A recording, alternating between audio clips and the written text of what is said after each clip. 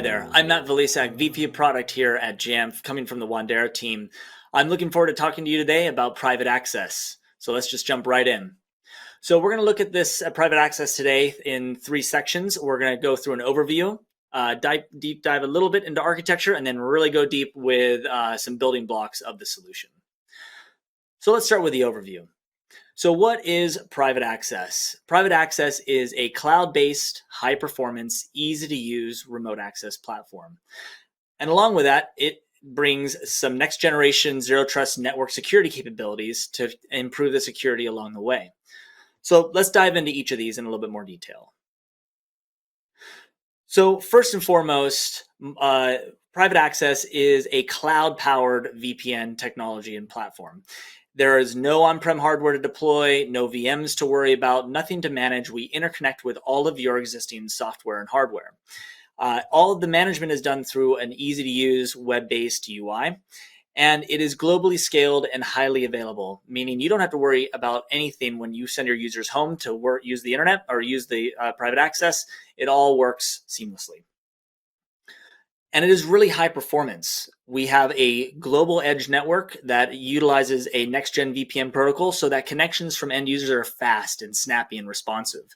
And our end-to-end layer 3 routing keeps everything moving very quickly, no matter what the application may be.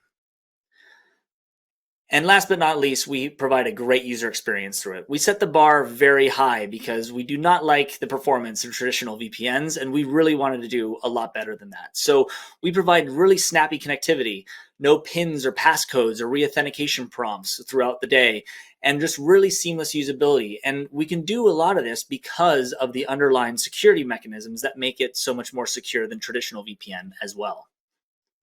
So let's dive into the security architecture a little bit. So access is very highly managed. Relative to traditional VPNs, all access is locked down on an app level instead of a network segment level. Now this means you get really granular control of who can access what, and you get very detailed reporting of who's accessing what and when.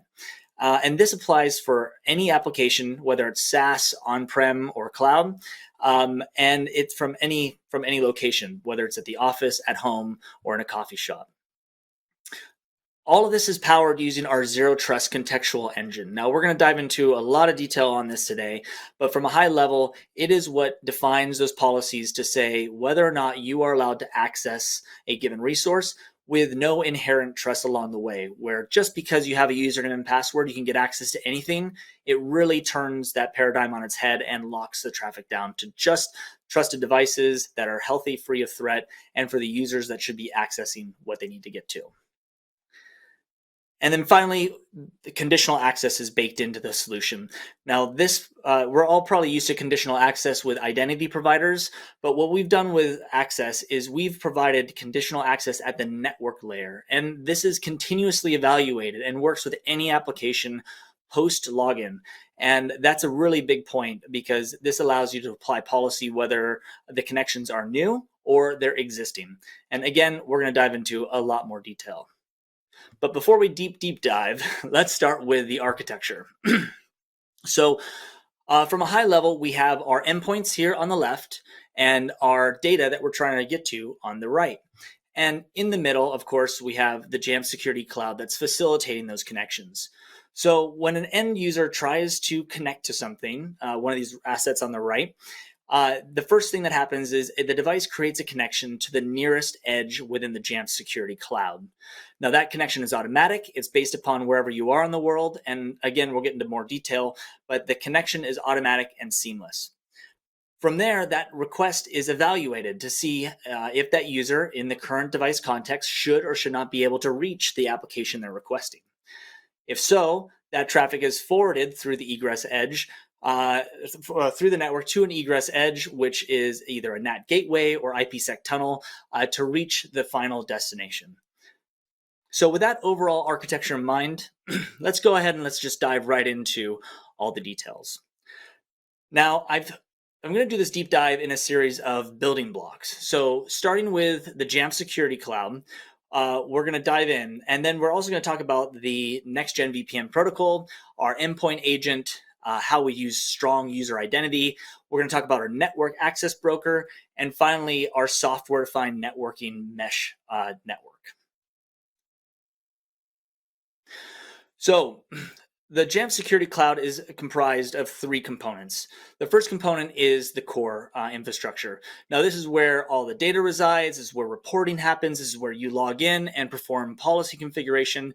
It's all managed through a simple web-based interface that's fully multi-tenant. We then have our edge infrastructure, and this is where all of end users connect to. Now, these edges are decentralized and scattered throughout the world. And again, like I mentioned earlier, devices automatically connect to their nearest edge, and they're able to handle any device and any policy from anywhere. And then finally, we have the rest of the platform. And this is where we plug in using microservices and APIs into ecosystem partner integrations, such as unified endpoint management platforms and identity providers and security tools like SIMs and SOARs. And this just allows private access in the Jamf Security Cloud to plug into the overall ecosystem of an enterprise IT stack to make it really work effectively with all the tools that you're already using. Now, before we go too deep into private access, I did want to talk about the other products that are in the Jamf Security Cloud really quickly. The one being threat defense. So Jamf has a first-party threat defense product, which is able to detect and remediate mobile and laptop-based threats. Now, we are able to take that threat intelligence and use that to generate a risk score for each device. And that risk score is then able to influence private access. So what that allows you to do is say that for these certain applications, they're only allowed to access an application. Users are only able to access that application if their device risk is below a certain threshold. And that can be applied to any application in real time. And our device risk scoring engine is what informs that part of the connection. Now, we also plug into other third-party tools like UES, EPPs, and EDRs to be able to add threat intelligence to further drive and improve that risk score. And then we can also send signals to SIM and SOAR to allow organizations and security operations centers to get a full holistic view of what's happening within the Jamf Security Cloud. Now, there is way more detail about the Jamf Security Cloud that we just don't have time to go through today, so I would really encourage you to check out these other sessions for a deeper dive in some of these other areas of the product. Okay, so that was the Jamf Security Cloud. Now let's talk about our next-gen VPN protocol. Now, the next-gen VPN protocol is what is at the heart of the private access solution, and that is powered by WireGuard. Now, WireGuard is a successor to IPsec and SSL VPNs. It's a next-gen VPN protocol that operates using UDP. So it is very fast, and it supports, because it's UDP, it supports virtually any application and protocols, any TCP or UDP app, allowing it to work very well with other services. It also has multi-core and GSO support, meaning it is very performant and optimized for modern computing platforms. From a cryptography perspective, it uses some of the latest technologies in terms of the noise IK algorithm. There's Cha-Cha Poly encryption that is just very fast and really optimized for modern machines and providing really good encryption and cryptography over public networks. And finally, from a security perspective, in the payload and in the protocol itself, my favorite part about WireGuard is less is more. It is a very simple project. It's less than 4,000 lines of code, and there's a lot of just static configurations. And what that means is if you can configure everything in a way that works with those static configurations, and that's what private access brings to the table, then you have fewer vulnerabilities in the actual protocol itself, fewer moving pieces like certificates or public key infrastructure. So we'll dive into that in a little bit more detail later, but that is one of the great parts of the VPN protocol that we're using with WireGuard. Now, to illustrate how WireGuard makes a big difference, especially from a user experience perspective, with a traditional VPN, you have this handshake establishment process where an IPsec tunnel or SSL tunnel has to be established before any traffic is allowed to flow. And that's a blocking function, and that slows down end user experience when you're trying to use apps. But with WireGuard and private access, that tunnel establishment happens immediately and is actually based upon the first user activity packets. So what this translates to is an immediate connection of the VPN tunnel from an interface perspective, and then the application just works. The user's experience is just really snappy and seamless. So it's a really great protocol for us to be using. So I encourage you to learn more about WireGuard at wireguard.com. There's a lot of great tools that are using it, and we're happy to be using it at the heart of private access. Okay, right. Next up, our endpoint agent. So our endpoint agent is the component that gets deployed to endpoints to facilitate activation and enrollment into the private access service. So from a deployment perspective, there are two ways to deploy the agent. One is to push it by your MDM. So you can push the app and other sort of bootstrapping configuration to make onboarding very easy on managed devices. For unmanaged BYOD devices, users can download the app from the App Store. Now, once you have the app, activation is actually really easy. All you have to do is use single sign-on and your existing credentials in a very familiar experience to be able to log into the service. And we'll see this in a demo in one moment. And then it also includes a modern tech stack. So there are no legacy kernel extensions. We're not doing anything weird at the networking layer. We're using simple networking protocols and using everything in a way it was on the native OSs that it was designed to be used for. And that just keeps things bug free and very fast. So we're very happy with the way that has been built. Now, we do local key generation, meaning we're never passing private keys off of the device. It is generated local and it will stay local, and those keys are stored securely on the in a safe place on the native OS. And we can also deploy these VPNs device-wide or per app. So the app helps to orchestrate how to set up those VPNs. And it's just based upon whether it's a work managed device or a BYOD device or managed device, or things that you can decide how you want to deploy that. Now, best of all, this will work across any platform. The experience is unified no matter what platform you're using. So users get a consistent experience no matter what their endpoint is.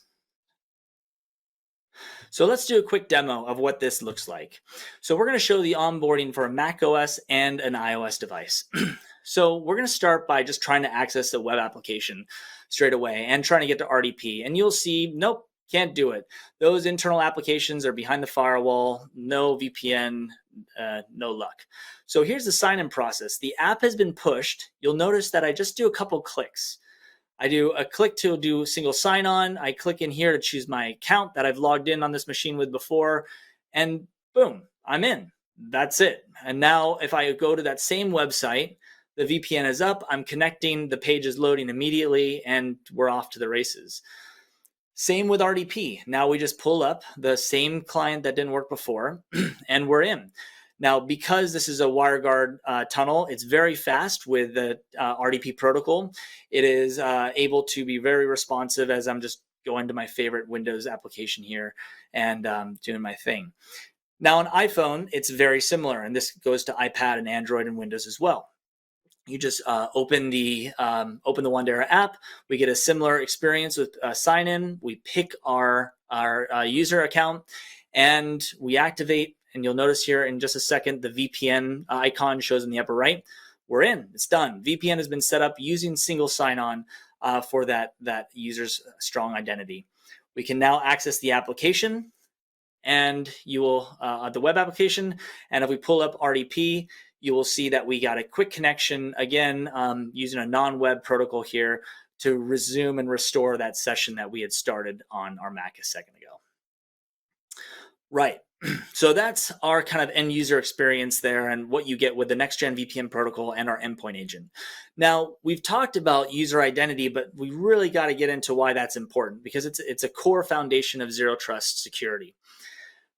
So on the private access platform, we don't do passwords. We do not allow you to specify a user account with passwords. Now, why? Because we think identity providers do that a whole heck of a lot better than us. And, Okta, Azure, one login, ping, they all do this for a living. And we want to leverage that security and the focus that they put on that. So we allow you to tie up with all these identity providers for easy, seamless login. Now, the other benefit of this is as those IDPs, innovate across different technologies like passwordless and multi-factor support and FIDO and the like, we're able to just leverage those automatically. When the user logs in, their login experience will evolve along with the capabilities of those IDPs. So we just allow you to have the latest and greatest with login and identity to get onto your VPN. And then finally, what we do that's really unique is what we call identity to packet binding. So what we have done by getting this strong identity from the identity provider, we can confidently and cryptographically bind the user's identity with every packet that leaves the device. So what that means is when we see a packet through the Jamf Security Cloud, we know exactly which user that packet belongs to, which device it belongs to, and we have the cryptographic proof to be able to identify and apply the correct policy to those to each and every packet that goes to the system. So it's a really cool architecture in the way that's been built that way. And what this all leads to is no implicit trust anywhere in the system. Now, because we use single sign-on, that requires that the end user logs in at least once at some point on that device. And that's far better than pushing certificates or relying on some other system to assert an identity on a given device. We really believe that you can really, in a zero trust configuration, you must prove your identity at least at some point along the process. And that is exactly what we get when you have a single sign-on experience with private access. Next up, we have our network access broker. Now, the network access broker component is probably the single largest differentiator from a traditional VPN. Now, that is because with a traditional VPN, all your application and data access decisions are static, and they're defined by IP subnets and IP addresses. Now, that makes no sense in the world of cloud today where IP addresses change, and even on an enterprise network, what you end up doing is allowing access to entire networks without any granular control. So you end up giving way more access to endpoint devices, to servers than you should. And the idea is with a zero trust network access broker, you kind of change that and flip that around. Instead, all of your access decisions are dynamic and they are based upon a device, its health, the user, the app you're trying to reach, the host you're trying to reach, even the session that is being established. And what this does is this provides a conditional context-aware access capability that gives just the right amount of access to the apps and services that a user needs.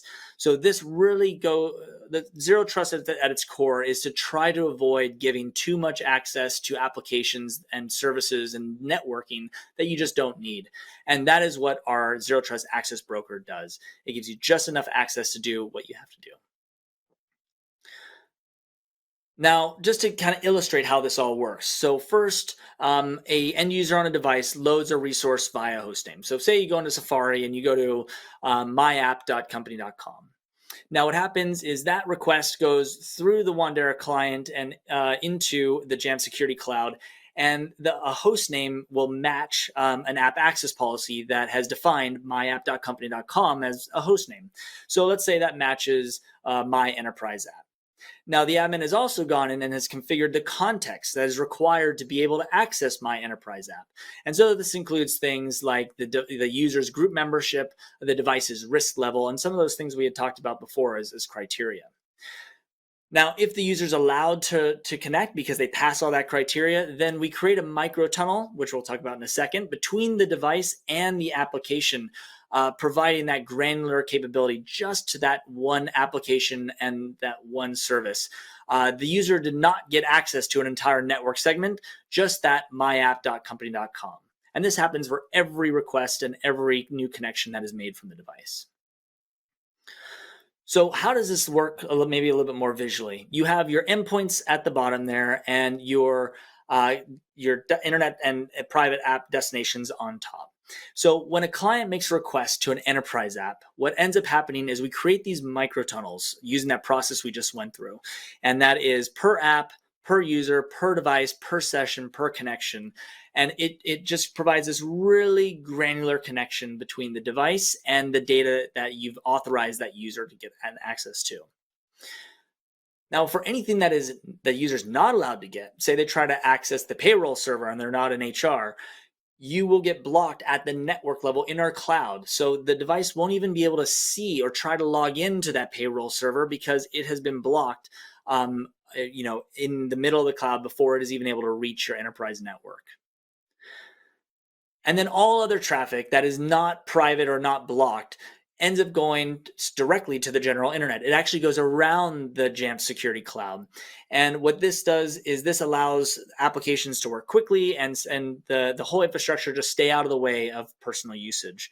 And what's great about this, it works with iCloud Private Relay. So this means for your private applications, all your traffic is secured using enterprise microtunnels. And for personal applications, your end users are able to preserve their privacy by using iCloud Private Relay to mask their utilization on the internet using iCloud Private Relay. So the final kind of point about this is how we do continuous conditional access. So conditional access is not a new concept if you've dealt with identity providers, but what we've done is we've really leaned into that to be able to provide an additional layer to it that is more ongoing than just based upon your initial login. Now, the first way we do this is we can specify and work with the identity providers to allow you to require private access to be running to be able to log into a given application. Now, we're going to show this with Outlook in 1 second, and it's a great way to ensure that only your managed devices are even able to log in to and access email. The next thing we do is we continuously reestablish, or for every new connections, we require compliance to create those microtunnels to be able to access each individual application. So whether that's Outlook in the cloud or an RDP server that's behind a firewall, you're able to utilize these compliance policies to create those connections or not create them. And then what really makes this continuous and is a real big differentiator of private access is we are able to allow or drop packets based upon evolving context in real time. So say a device suddenly gets malware on it while it's connected to some super sensitive application. Once we detect that, we're able to stop those packets from flowing between the device and that super sensitive server in near real time. It's a real differentiator, and it works for any application that's using the network, whether it's TCP, UDP, modern app, or legacy app. It's a really unique and powerful capability of the private access platform. Right, and now the final block, software-defined networking. So with our software-defined networking fabric, you are in complete control of how traffic routes between the client and the server. Like I mentioned, clients connect automatically to the nearest cloud node, but from there you can define how you want each application's traffic to route, whether it goes straight out to the internet or to a private cloud somewhere. You control that through a nice and easy web interface. This means that there's no complicated routing rules, no routing protocols you have to worry about, no network management. You don't have to have any certifications in networking to set this up. It's all point and click through a nice and easy to use web interface. And what's really interesting and great about this network architecture is it completely shields all client endpoints from the enterprise network. At all points, even when accessing an internal server, the client has no idea of the actual IP address of the internal server. And that just keeps your entire architecture safe and stealth, and it prevents attacks from being launched from mobile clients. So let's talk about the 3 types of software-defined networking options you have available. So the first one is what we call internet shared gateways.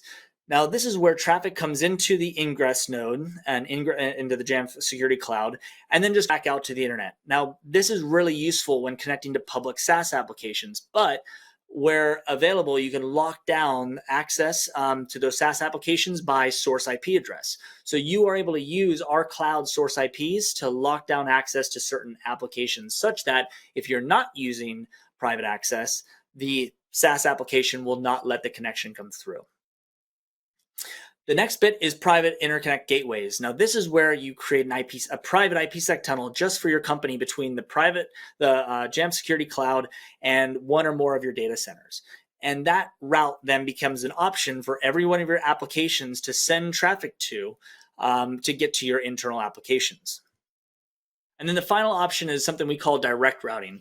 Now, this allows you to apply policy and have visibility of app usage, but ultimately end up routing traffic around the Jamf Security Cloud. So this is reserved for some pretty specialized use cases, but the great thing about this is it gives your administrators and security team visibility of the access that's happening through the service, but not necessarily having to handle all the traffic. So let's take a look at how this looks through a few examples. So say we have an endpoint here, and it wants to access a protected SaaS application. Let's say it's Microsoft Outlook, and we have a private app in the enterprise DC. Let's call it a remote desktop server. Now, the first thing that happens is the client will create a WireGuard tunnel connection to our ingress nodes, to its local ingress node. Assuming this device is in the US, it auto-discovers US1 in this case. Now, based upon the policies that have been defined for Microsoft, what's going to happen is any request to Microsoft is going to egress out of a local NAT gateway, and it's going to connect to the nearest Microsoft data center relative to that ingress node, which in a lot of cases are either in the same data center or really, really close. So the connection is extremely fast when it comes to connecting to those data centers. And again, that's using an IP address that is something that you can program into Microsoft. Now, what about getting access to that RDP server? So the first thing you're going to do is you're going to set up a IPsec tunnel as an admin between the nearest data center that we have in the Jamf Security Cloud to where that RDP server lives. And then what's going to happen is when a client requests that, we're going to route that traffic over our mesh, our global mesh network, to be able to provide that connectivity between the ingress node and the egress node, ultimately providing the route for that one microtunnel between the endpoint and that RDP server through this path.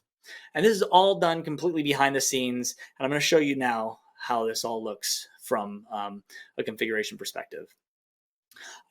But first, the thing here is you can actually see the like routing analytics. So this page actually shows how traffic is routing through the service. You can see users on the left, applications on the right, and then the various routing options in the middle, whether it's using a shared egress or private interconnect, or if it's direct, or even if it's blocked. And this allows you to see how this software-defined networking fabric is actively configured in your environment and how it's being utilized. Now I will show how that demo works and how it's all put together. So let's dive in. So here we have our Mac OS device again, and we're going to try to access that RDP server I was talking about. No dice, can't get in because I don't have the VPN on. Now the cool thing here that I'm going to show is the conditional access bits with Microsoft. So here I'm going to try to add a Microsoft Exchange account to be able to get email on my Mac. Probably the first thing I'm going to do as an end user joining their organization. So I'm going to sign in, going to use all the normal native UI and everything, and I'm going to type in my password, and then something's going to happen. I'm going to get told I can't do this right now. And this is because the VPN is not active. Now, this happened in the native mail app. It will happen in the Outlook app, Outlook Online. Any mail client is going to get this same experience.